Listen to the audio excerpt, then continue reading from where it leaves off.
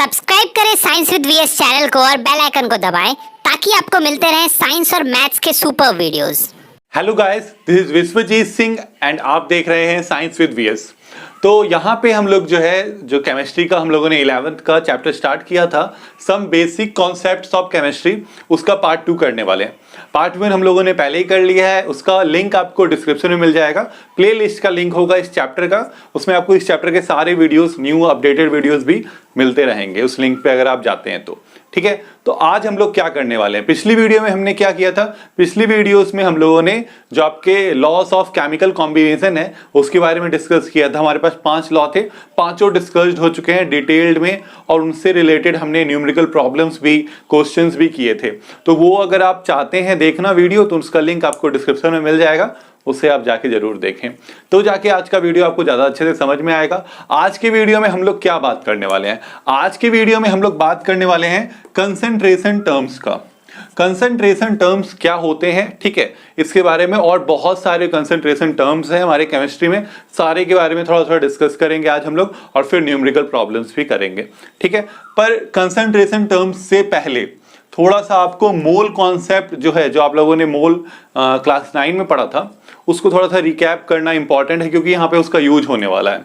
ठीक है, तो मोल कॉन्सेप्ट का अगर हम बात करें तो इसका आपको एक डिटेल वीडियो जो है, मोल कॉन्सेप्ट 6 to 9 मिनट्स के अंदर कवर किया हुआ वीडियो है, उसका लिंक आपको डिस्क्रिप्शन में मिल जाएगा, उसका भी लिंक वो आप जाके देख सकते हैं। नहीं तो अभी के लिए जितना सा यहाँ यूज होने वाला है थोड़ा सा वो हम यहाँ पे देख लेते हैं।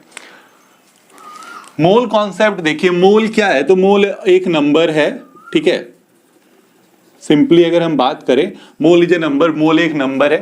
ठीक है, कैसा नंबर, जैसे डजन एक नंबर होता है, एक डजन में कितनी चीजें होती हैं, 12 चीजें होती हैं, है ना, वैसे ही जो आपका मोल है एक नंबर है जिसमें कि 6.022 इंटू 10 to the power 23 चीजें होती हैं। अब हम किसी भी चीज का बात करें, एक मोल एटम का बात करें तो एक इतने एटम्स हो जाएंगे उसमें, मतलब एक मोल ऑक्सीजन एटम का बात कर रहे हैं तो इतने ऑक्सीजन एटम हो जाएंगे। एक मोल वाटर मॉलिक्यूल का बात कर रहे हैं तो इतने मॉलिक्यूल हो जाएंगे वाटर के। तो यहाँ पे जो हमको यूज करना है, यहाँ पे कि हमको बोलता है कि कुछ वेट हमको गिवन होगा, जैसे मान लीजिए कि 54 ग्राम ऑफ वाटर है, तो इसमें कितना मोल ऑफ वाटर होगा। तो नंबर ऑफ मोल्स का जो हमारे पास फॉर्मूला है, number of moles equals to होता है mass given by molar mass या मॉलिक्यूलर मास। मॉलिक्यूलर मास याद रखिए, ज्यादा आसान लगेगा आपको, मास गिवन बाय मॉलिक्यूलर मास। ठीक है, ये हमारा फॉर्मूला है नंबर ऑफ मोल्स का। इससे आप डायरेक्टली मोल्स निकाल सकते हैं कि अगर बोले कि 54 ग्राम ऑफ वाटर में कितने मोल्स प्रेजेंट होंगे, तो हम लोग गिवन हमारे पास मास कितना है 54 ग्राम, इसके बाद कितना जो आपका मॉलिक्यूलर मास है, मॉलिक्यूलर मास आप देख सकते हैं कितना है, वाटर यानी H2O, H का होता है 1, तो 1 इंटू 2 2 हो गया, ऑक्सीजन का होता है 16, 16 प्लस 2 18, तो इसको आप कटा दीजिएगा तो आपके पास कितना आ जाएगा, 3 मोल्स आ जाएंगे।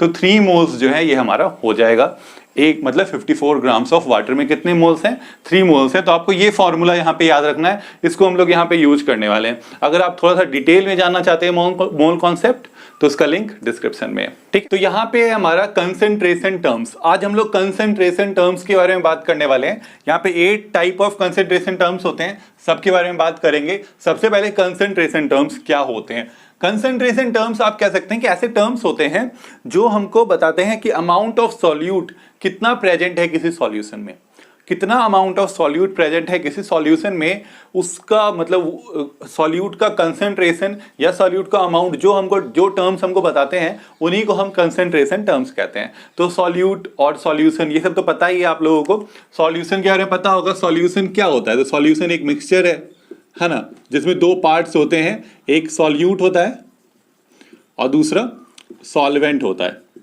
2 पार्ट्स होते हैं, एक सॉल्यूट होता है, एक सॉल्वेंट होता है। तो सबसे पहले पता कैसे करें कि सॉल्यूट कौन सा है, सॉल्वेंट कौन सा है, तो पता होगा आप लोगों को कि आप लोग इसे पढ़ चुके हैं 9th क्लास में। जैसे सॉल्वेंट का अगर हम बात करें तो जो हाई अमाउंट में प्रेजेंट होता है ना, कोई भी चीज हाई अमाउंट में अगर प्रेजेंट है तो उसको हम क्या बोलते हैं, सॉल्वेंट बोलते हैं किसी सॉल्यूशन में। और कोई चीज अगर कम अमाउंट में प्रेजेंट है तो उसको सॉल्यूट बोलते हैं, है ना।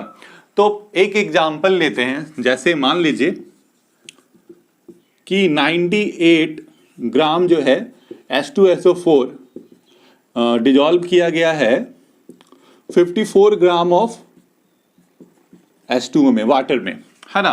तो अब आप सोचिए कि इसमें सॉल्यूट कौन सा है और सॉल्वेंट कौन सा है। सोच लिया। आप सोच रहे होंगे कि ये हो गया सॉल्वेंट क्योंकि ये ज्यादा है और ये कम है तो ये सॉल्यूट होगा, है ना। पर ये गलत है, ठीक है। बहुत लोग इसमें कंफ्यूज हो जाते हैं स्टूडेंट्स। जनरली स्टूडेंट्स यही बोलते हैं कि ये सॉल्वेंट है और ये सॉल्यूट है, पर ऐसा नहीं है। अब यहाँ पे आप सोचिएगा ये तो ज्यादा है ये कम है, तो फिर ऐसा क्यों हो गया। ऐसा इसलिए हुआ क्योंकि जो अमाउंट का हम लोग बात कर रहे हैं कि जिसका अमाउंट ज्यादा होगा वो सॉल्वेंट होगा, वो अमाउंट जो है हम लोग मोल्स में मेजर करते हैं। अमाउंट ज्यादा होने का मतलब नंबर ऑफ मोल्स जिसका ज्यादा है वो होगा सॉल्वेंट। अमाउंट कम मतलब होने का मतलब जिसका नंबर ऑफ मोल्स कम है वो होगा सॉल्यूट। इसीलिए अभी मैंने आपको मोल्स कॉन्सेप्ट बताया। तो यहां पे अगर हम निकालें इसका नंबर ऑफ मोल्स, है ना, नंबर ऑफ मोल्स अगर निकालें H2SO4 का, तो देखिए क्या था फॉर्मूला। गिवन मास कितना है 98 bye molecular mass. Molecular mass देखिए इसका हो गया 2, सल्फर का होता है 32 और ऑक्सीजन का 16। तो ऑक्सीजन 4 है तो 4 है तो 16 4 सर 64। तो आपके पास आ जाएगा यहाँ पे 98। तो 98 बाय 98 1 मोल हो जाएगा किसका, H2SO4 का। अगर हम नंबर ऑफ मोल्स निकाले यहाँ वाटर का, गिवन मास कितना है 54 ग्राम और इसका मॉलिक्यूलर मास अभी जस्ट निकाले थे 18 होता है, तो कितना हो गया 3 मोल्स, है ना। 1 मोल 3 मोल। अब आप बता सकते हैं कि वाटर 3 मोल्स हैं और H2SO4 1 मोल है, यानी वाटर यहाँ पे सॉल्वेंट है और H2SO4 क्या है हमारा सॉल्यूट है, ठीक है। तो अमाउंट का जब भी बात आए तो वहां पे आपको याद रखना है किसका अमाउंट हम लोग कैसे अमाउंट मेजर करते हैं, नंबर ऑफ मोल्स में मेजर करते हैं। आई होप समझ में आ रहा होगा। तो अब देखिए यहाँ पे जो कंसंट्रेशन टर्म्स हैं हमारे पास, ये 8 तरह के कंसंट्रेशन टर्म्स होते हैं। फर्स्ट है हमारा वेट बाय वेट परसेंट, ठीक है। सेकंड है volume by volume percent. Third है weight by volume percent. Fourth है PPM, पार्ट्स पर मिलियन, ठीक है, इसको पार्ट्स पर मिलियन बोलते हैं। फिफ्थ है मोल फ्रैक्शन। सिक्स्थ है मोलैरिटी। सेवंथ है मोलैलिटी। मोलैलिटी, ठीक है, R है यहाँ पे L है, बस यही डिफरेंस है दोनों में। और एट्थ है हमारा नॉर्मेलिटी, ठीक है। तो ये जो 3 है लास्ट के, मोलैरिटी, मोलैलिटी और नॉर्मेलिटी, इन पे आपको अलग से वीडियोस मिल जाएंगे। नेक्स्ट वीडियोस में हम इन तीनों का डिस्कस करेंगे। यहाँ पे जो बचे हुए 5 हैं उनको हम लोग डिस्कस करेंगे। यहाँ पे देखिए एक हमारा जो फर्स्ट जो यहाँ पे कंसंट्रेशन टर्म है वो है वेट बाय वेट परसेंट, ठीक है। तो देखिए यहाँ पे डेफिनेशंस नहीं, एग्जांपल्स से हम लोग समझेंगे सारे कंसंट्रेशन टर्म्स को। फर्स्ट जैसे यहाँ पे लिखा हुआ है, a solution of ferrous sulphate in water is 10% weight by wait, ठीक है। वेट बाय वेट कंसंट्रेशन के हिसाब से फेरस सल्फेट जो है वाटर में सॉल्यूशन है 10% का। तो इसका क्या मीनिंग है, देखिए इसका मतलब ये है कि 10 ग्राम जो है 10 gram of ferrous sulphate is dissolved in 100 gram solution.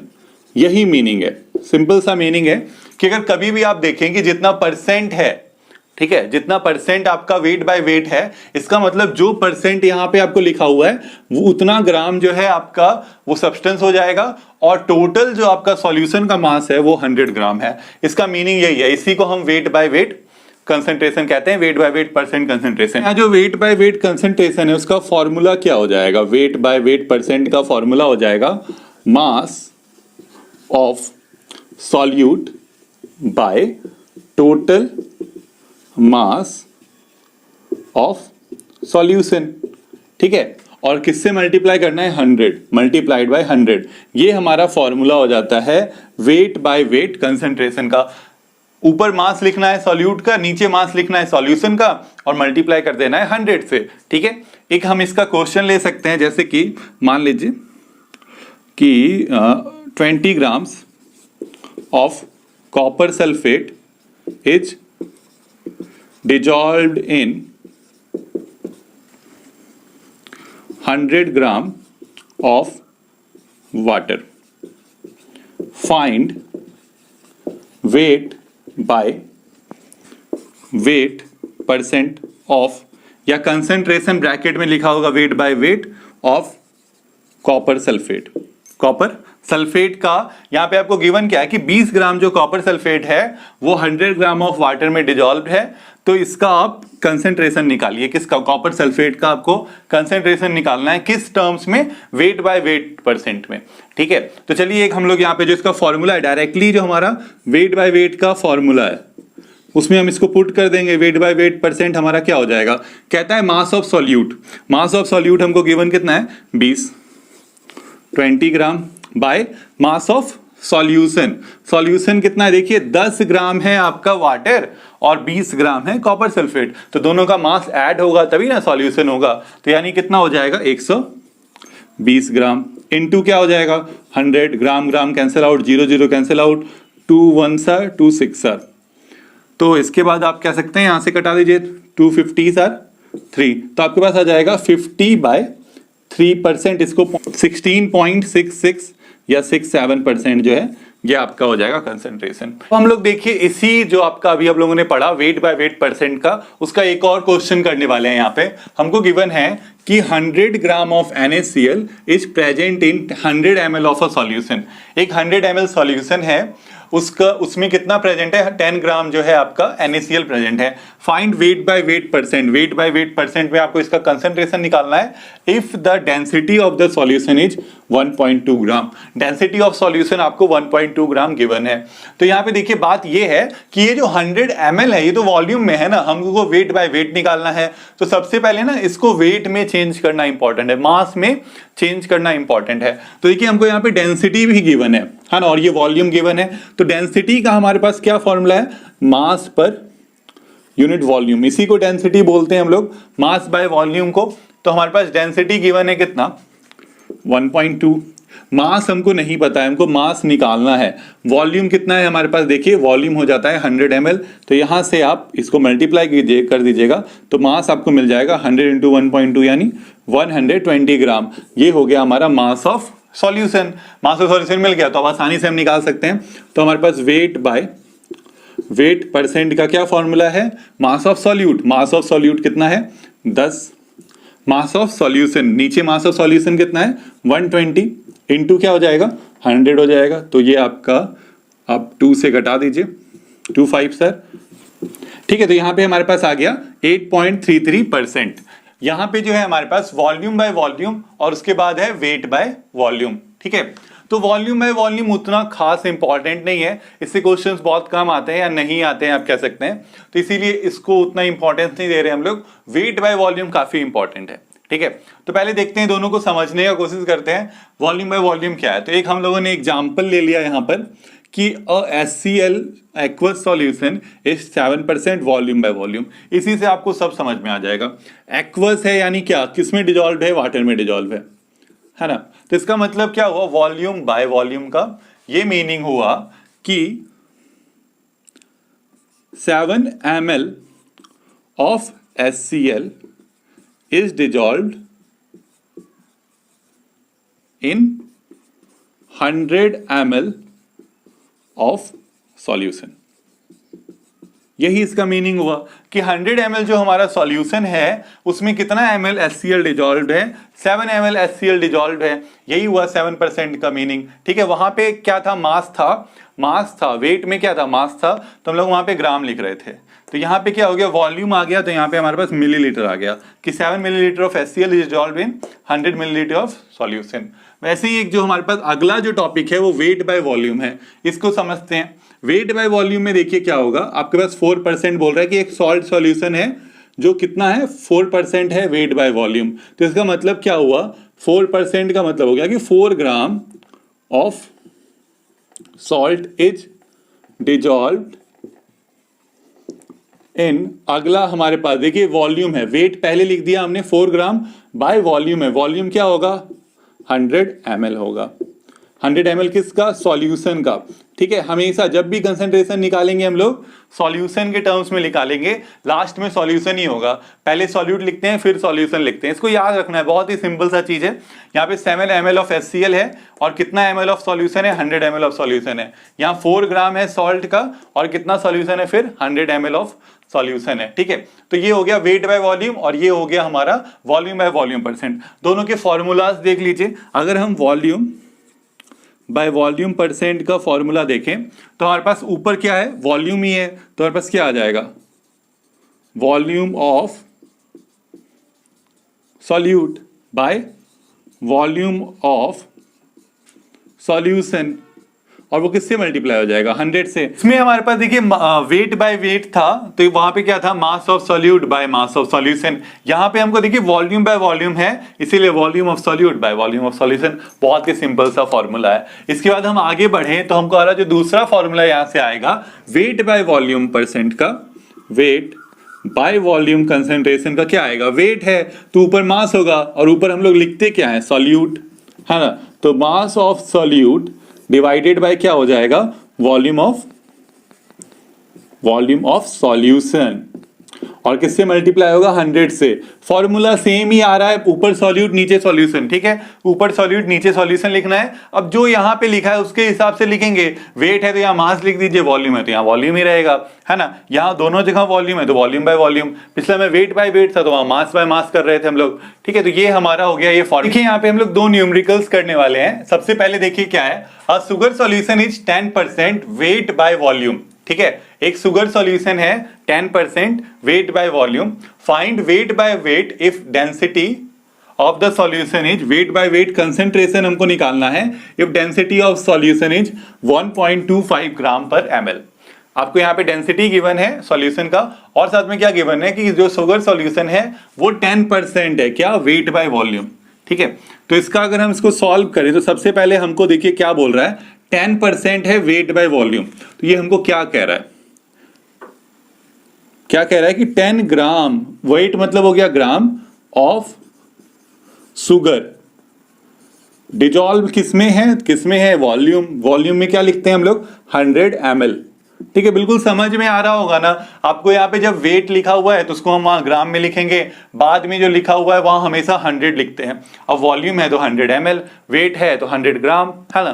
तो यहाँ पे 10 ग्राम ऑफ शुगर किसमें डिजॉल्व है? 100 ml में। अब कह रहा है हमको कि उसका वेट बाय वेट कंसेंट्रेशन निकालिए।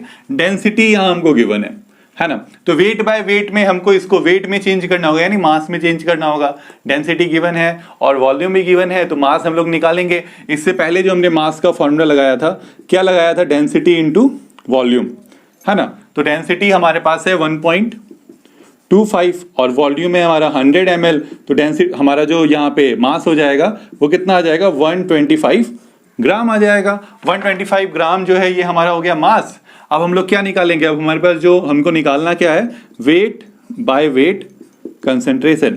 ठीक है, तो weight by weight concentration, weight हमारा इसका कितना है? 10 ग्राम बाय वेट, तो हमारा कितना हो गया? सॉल्यूशन का वेट 125 और इंटू क्या होता है? 100। यही हमारा फॉर्मूला है, weight of solute by weight of solution into 100। ठीक है, तो आप इसको 5 से घटाइएगा तो आ जाएगा 25 और 2 25 4 सर, तो आगे आपके पास कितना? 8%। तो ये हो गया क्या? 8% हो गया वेट बाय वेट कंसेंट्रेशन। ठीक है, तो इसके बाद हमारा यहाँ पे जो दूसरा क्वेश्चन है, दूसरा भी बिल्कुल ऐसा ही है। यहाँ पे हमको वेट बाय वॉल्यूम दिया था, वेट बाय वेट में चेंज करना था। यहाँ पे हमको वेट बाय वेट गिवन है, वेट बाय वॉल्यूम में चेंज करना है। ठीक है, तो चलिए करते हैं। फिर से वही है कि एक शुगर सॉल्यूशन है, 10% है weight by wait. Wait by wait होता है तो हम लोग क्या लिखते हैं? हम लोग लिखेंगे 10 ग्राम ऑफ शुगर किसमें डिजॉल्व है? 100 ग्राम ऑफ सॉल्यूशन। यही मतलब है वेट बाय वेट, दोनों ही वेट होंगे, यहाँ पे भी ग्राम यहाँ पे भी ग्राम। एक बार जितना हमको गिवन है वो लिखते हैं और बाद में 100 लिखते हैं, तो ये हमको मिल गया। अब हमको देखिए क्या कर रहा है कि वेट बाय वॉल्यूम बताइए। तो वेट तो है हमारे पास पर वॉल्यूम नहीं है, पर डेंसिटी तो है। तो हमारे पास जो फॉर्मूला है डेंसिटी का वो क्या है? Mass by volume. तो यहाँ से वॉल्यूम क्या आ जाएगा? देखिए दोनों क्रॉस मल्टीप्लाई हो जाएंगे, मास बाय डेंसिटी हो जाएगा, मास हमारे पास कितना है 100 है और डेंसिटी कितना है 1.2 है, 1.2 गिवन है, 1.2 ग्राम पर ml। ठीक है, तो इसको आप हटाइएगा तो ऊपर 10 हो जाएगा, तो ये हो जाएगा 50/6, फिर कटा दीजिए 25/3, तो इसको रहने दीजिए 250/3 जो है हमारा ये हो जाएगा वॉल्यूम, 250/3 क्या मिलीलीटर, ये वॉल्यूम हो गया।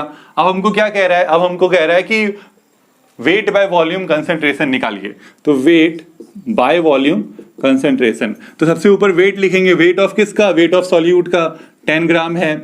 उसके बाद क्या लिखना है हमको, वॉल्यूम ऑफ सॉल्यूशन लिखना है, तो वॉल्यूम ऑफ सॉल्यूशन है 250 और क्या होगा आपका 3 नीचे आएगा, 3 चले जाएगा ऊपर, इनटू क्या है हमारे पास 100, ये आप कटा दीजिए 5 के टेबल में 5 टाइम्स में और ये हो जाएगा 2 टाइम्स में, फिर y 5 1 सर 5 2 सर, तो 3 2 सर 6 इंटू 2, तो कितना आ गया हमारे पास, आ गया 12%। तो कितना हो गया 12% हो गया ये वेट बाय वॉल्यूम कंसंट्रेशन। हमारा यहाँ पे देखिए फोर्थ जो कंसंट्रेशन टर्म है वो है ppm। ppm का क्या मतलब होता है, पार्ट्स पर मिलियन। ठीक है, पार्ट्स पर मिलियन, मिलियन यानी क्या 10⁶। इसको भी समझते हैं हम लोग एक एग्जांपल से, जैसे यहाँ पे लिखा है 2 ppm ऑफ शुगर सॉल्यूशन। इसका क्या मतलब है, 2 मतलब हो गया आपका जैसे 2 ग्राम ऑफ शुगर कितना में, तो 10⁶ ग्राम ऑफ सॉल्यूशन में, इतना ज्यादा सॉल्यूशन 10⁶ ग्राम ऑफ सॉल्यूशन में कितना प्रेजेंट है, 2 ग्राम ऑफ शुगर प्रेजेंट है।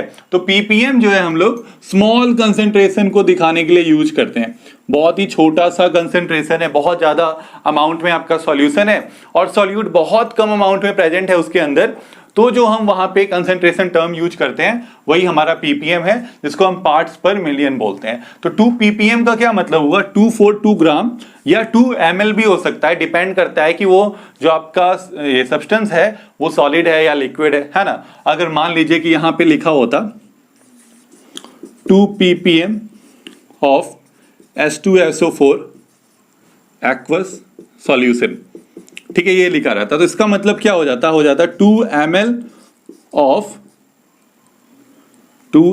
ऑफ H2SO4 किसमें है 10⁶ जो है आपका ml ऑफ सॉल्यूशन में। ठीक है, दोनों चीज यहां पे आ सकता है, ग्राम में भी रिप्रेजेंट कर सकते हैं इसको, मिलीलीटर में रिप्रेजेंट कर सकते हैं, ये आपका इच्छा है, मतलब जैसा वहां पे आपको सॉल्यूट गिवन है, सॉलिड सॉल्यूट होगा तो वो ग्राम में ही रिप्रेजेंट होगा, वो अगर आपका क्या है, अगर आपका लिक्विड सॉल्यूट होगा तो वो मिलीलीटर में यानी वॉल्यूम में रिप्रेजेंट होगा। पर बात यहां पे ये रखना है याद कि दोनों ही सेम यूनिट होना चाहिए, मतलब वेट बाय वेट होगा कंसेंट्रेशन या वॉल्यूम बाय वॉल्यूम कंसेंट्रेशन होगा। ठीक है, ppm में यही दो कंसेंट्रेशन हम लोग यूज करेंगे, सेम होना चाहिए, दोनों नीचे ऊपर नीचे वेट हो या ऊपर नीचे क्या हो हमारा वॉल्यूम हो। तो हमारा जो ppm है उसका फॉर्मूला क्या हो जाएगा, ठीक है, ppm का क्या फॉर्मूला होगा, ppm का हमारा फॉर्मूला हो जाएगा mass of solute by mass of solution into 10⁶, ये हो जाएगा हमारा ppm का फॉर्मूला। या दूसरा फॉर्मूला भी हो सकता है volume of solute by volume of solution into 10⁶। देखिए हम लोग उसका एक न्यूमेरिकल करने वाले हैं ppm का ही। कह रहा है question, a pound water contains 55 ppm of sodium sulphate. एक पाउंड वाटर है उसमें 55 ppm प्रेजेंट है, किसका, सोडियम सल्फेट का। अब कहता है कि find the mass of sodium sulphate present in 250 gram of pound water. उसी पाउंड वाटर के 250 ग्राम में कितना जो आपका सोडियम सल्फेट प्रेजेंट है वो आपको निकालना है। ठीक है, तो हमारे पास देखिए ppm का क्या फॉर्मूला है, फॉर्मूला है हमारा मास ऑफ जो आपका सोडियम सल्फेट हो जाएगा यानी सॉल्यूट है ना, divided by mass of solution into क्या हो जाएगा 100 हो जाएगा, सॉरी इनटू क्या हो जाएगा 10⁶ हो जाएगा। यही हमारा ppm का फॉर्मूला है। तो हमारे पास मास ऑफ सोडियम सल्फेट नहीं पता, हमको नहीं पता, लेकिन मास ऑफ सॉल्यूशन बताए कि 250 ग्राम है सॉल्यूशन का मास, और साथ में आपको क्या दिया हुआ है, और साथ में आपको गिवन है ppm, कितना ppm है 55 ppm है ना। तो यहां से x का वैल्यू क्या हो जाएगा 55 इंटू 250 है ना, ग्राम में आपको क्या मिल जाएगा x का वैल्यू मिल जाएगा। तो इसको आप निकाल लीजिएगा खुद से मल्टीप्लाई करके। तो ये हो गया हमारा ये क्वेश्चन कंप्लीट। तो देखिए यहाँ पे अब हम लोग जो फिफ्थ हमारा कंसंट्रेशन टर्म है और आज के वीडियो का लास्ट, तो इसके बारे में हम लोग यहाँ पे बात करने वाले हैं। तो क्या हम लोग करते हैं, देखिए मोल फ्रैक्शन है अगला। मोल फ्रैक्शन क्या होता है, तो इसको समझने के लिए सिंपली जो है आप मान लीजिए कि एक मतलब कि एक सॉल्यूशन है, उसमें एक सॉल्वेंट है x और सॉल्यूट है y, ठीक है। सॉल्यूट एक से ज्यादा भी हो सकते हैं पर सॉल्वेंट एक ही होगा, ठीक है। तो अब मान लीजिए कि वहां पे जो आपका जो सॉल्वेंट है उसका जो मोल है 3 मोल्स ऑफ सॉल्वेंट लिया हुआ है हमने और 1 मोल ऑफ सॉल्यूट लिया हुआ है। उस सॉल्यूशन में 3 मोल्स ऑफ सॉल्वेंट है, 1 मोल ऑफ सॉल्यूट है। तो अब इसका फ्रैक्शन क्या लिखते हैं हम लोग, मोल फ्रैक्शन किसको बोलते हैं, बहुत ही सिंपल है। मोल फ्रैक्शन, मोल फ्रैक्शन क्या हो जाएगा, अगर हम x का बात करें तो हो जाएगा जो उसका आपका मोल है, उसका कितना मोल है 3 divided by total mole. Total mole कितना है 3 + 1 4, इसी को हम मोल फ्रैक्शन बोलते हैं। तो मोल फ्रैक्शन का हमारे पास फॉर्मूला क्या आएगा, अच्छा यहाँ अगर हम y का भी लिख लेते हैं तो y का क्या हो जाएगा, y का कितना है, कितना मोल्स है 1 मोल है और टोटल कितना मोल है हमारे पास 4, तो 1/4 आ जाएगा, है ना। तो अगर हम यहां से मोल फ्रैक्शन का फॉर्मूला लिखें, ठीक है, किसी भी सब्सटेंस का अगर हमको मोल फ्रैक्शन निकालना होता है किसी भी सॉल्यूशन में, तो हम लोग क्या लिखते हैं, मोल ऑफ या नंबर ऑफ मोल, ठीक है, of substance divided by total moles of किसका, सॉल्यूशन में, है ना। सॉल्यूशन का जितना भी टोटल मोल है वही हमारा क्या हो जाएगा, टोटल मोल ऑफ सब्सटेंस। उसको हम डिवाइड कर देंगे, नंबर ऑफ मोल्स को टोटल मोल्स से डिवाइड कर दीजिए, मोल फ्रैक्शन आ जाएगा। अब जैसे मान लीजिए कि इसका जो मोल है, ठीक है, वो nx, हम x n से रिप्रेजेंट करते हैं, ny है मोल, ठीक है। तो अगर हम निकालें किसका मोल फ्रैक्शन, निकालें x का, ठीक है, तो आप देखिए मोल फ्रैक्शन को जो जिस सिंबल से रिप्रेजेंट करते हैं, ये इसको बोलते हैं जीटा या जैटा। कोई जीटा पढ़ता है, कोई जैटा पढ़ता है, तो यही है, ये सिंबल है, इसको रिप्रेजेंट करते हैं हम लोग मोल फ्रैक्शन से, ठीक है। तो मोल फ्रैक्शन किसका, x का, mole fraction of x equals to क्या होगा, number of moles of x, यानी number of mole of x हो जाएगा nx by total, total mole कितना हो जाएगा n of x plus n of y। तो ये हमारा हो जाएगा किसका, मोल फ्रैक्शन ऑफ x। वैसे ही अगर हम मोल फ्रैक्शन ऑफ y का फॉर्मूला लिखें तो क्या हो जाएगा हमारे पास, n of y plus n of y ऊपर आ जाएगा और नीचे आ जाएगा क्या, n of x plus n of y। ये हो जाएगा हमारा मोल फ्रैक्शन ऑफ y। किसी का भी मोल फ्रैक्शन निकालना है तो क्या करना है, उसको ऊपर रख देना है और टोटल मोल को नीचे रख देना है। ऐसा भी हो सकता है कि 3 टर्म्स हो, मान लीजिए कि एक आपका जो है 2 सॉल्यूट डिजॉल्व है, A और B एक सॉल्वेंट में C में, ठीक है। इसका नंबर ऑफ मोल है Na, इसका नंबर ऑफ मोल है Nb, इसका नंबर ऑफ मोल है Nc। अगर हमको बोले कि मोल फ्रैक्शन निकालिए C का, तो क्या लिखेंगे हम लोग, number of mole of C divided by total moles Na plus Nb plus Nc। ये हो जाएगा हमारा मोल फ्रैक्शन ऑफ C। तो मोल फ्रैक्शन यही है, ठीक है। देखिए यहाँ पे हमारा जो क्वेश्चन है 2 न्यूमेरिकल्स हम लोग करने वाले हैं। पहला न्यूमेरिकल देखिए क्या कह रहा है कि 40 gram of NaOH is dissolved in 54 gram of H2O, ठीक है। 40 ग्राम है हमारा सोडियम हाइड्रोक्साइड का, उसको 54 ग्राम ऑफ वाटर में डिजॉल्व किया है। तो हमको निकालना है मोल फ्रैक्शन ऑफ NaOH और मोल फ्रैक्शन ऑफ H2O, दोनों का मोल फ्रैक्शन निकाल लेना है। तो दोनों का पहले हम मोल निकालेंगे। ठीक है, अभी नंबर ऑफ मोल्स का जो फॉर्मूला है हमारे पास वो क्या है, mass given by molar mass या मॉलिक्यूलर मास भी बोलते हैं इसको हम लोग, मास गिवन बाय मॉलिक्यूलर मास।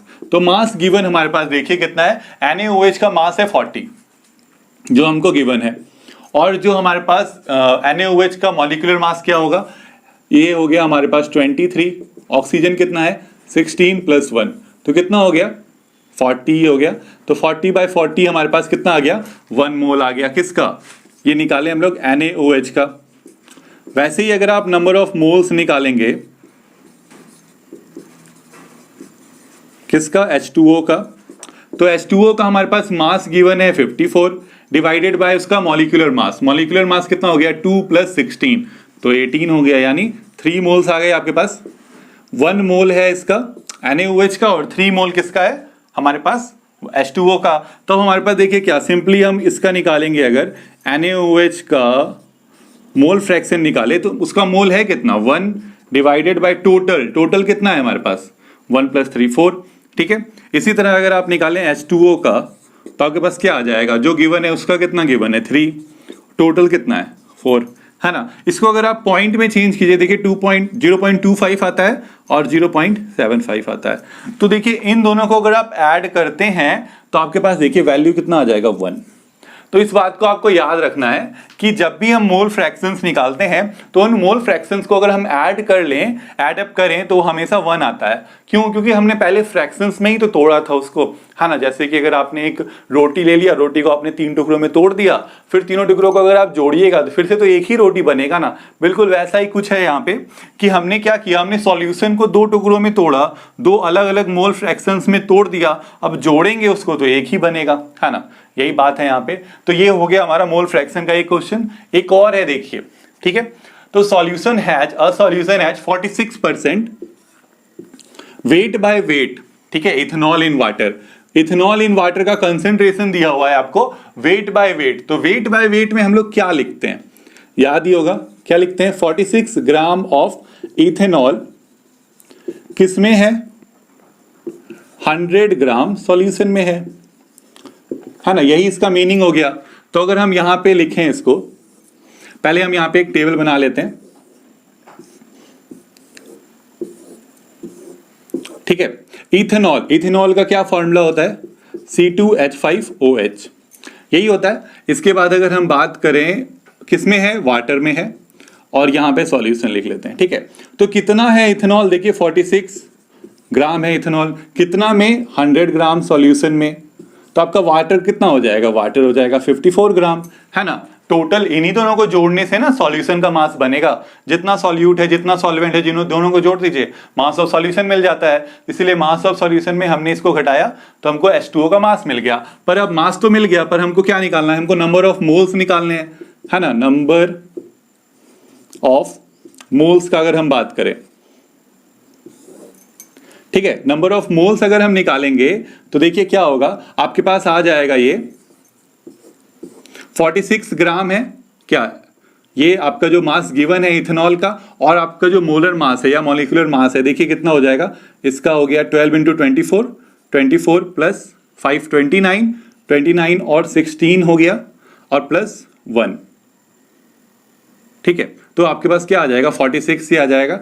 तो 46 बाय 46, तो कितना मोल्स हो गए हमारे पास, 1 मोल हो गया किसका, इथेनॉल का। वैसे ही आप H2O का निकाले तो H2O का 54 है, और मॉलिक्यूलर मास तो अब तक याद भी हो गया होगा, 18 है, इतना बार यूज किए, कितना आ जाता है, 3 मोल आ जाते हैं, है ना। तो अब इसके बाद आप निकाल सकते हैं क्या, इसके जो हमारे पास हमको बोल रहा है कि मोल फ्रैक्शन निकालिए इथेनॉल का। इथेनॉल का मोल फ्रैक्शन क्या है, C2H5OH का। तो उसका मोल्स कितना आया, हमारे पास 1 मोल आया, और टोटल कितने मोल हो गए, 1 + 3 आ गया 4। आप मोल फ्रैक्शन निकाल सकते हैं H2O का भी। H2O का कितना आ जाएगा हमारे पास, इसके कितने मोल्स हैं 3, और टोटल मोल कितना हो गया 4। या आप इसको दूसरे तरीके से भी निकाल सकते हैं, 1 में इसको माइनस कर दीजिए 1/4 को, तब भी आ जाएगा आपको। अगर आपके पास 2 ही चीजें हैं, एक का आपको मोल फ्रैक्शन पता है, दूसरे का निकालने के लिए 1 में माइनस कर सकते हैं, है ना। तो ये हो गया यहाँ पे हमारे पास मोल फ्रैक्शन के न्यूमेरिकल्स। तो यहाँ पे जो है ये वीडियो फिनिश होती है, ठीक है। आज हमने जो है 5 कंसंट्रेशन टर्म्स डिस्कस किए। इसके बाद जो 3 बचे हुए हैं हमारे, तीनों बहुत ज्यादा इंपॉर्टेंट है, और उनको हम लोग नेक्स्ट वीडियो में डिस्कस करेंगे। आई होप आपको वीडियो अच्छा लगा होगा। आज हमने बहुत सारे न्यूमेरिकल्स भी कर लिए कंसंट्रेशन टर्म्स के साथ। और वीडियो को प्लीज लाइक करें, अगर नए हैं चैनल पे तो सब्सक्राइब करें, और वीडियो को बहुत सारा शेयर करें। Thank you.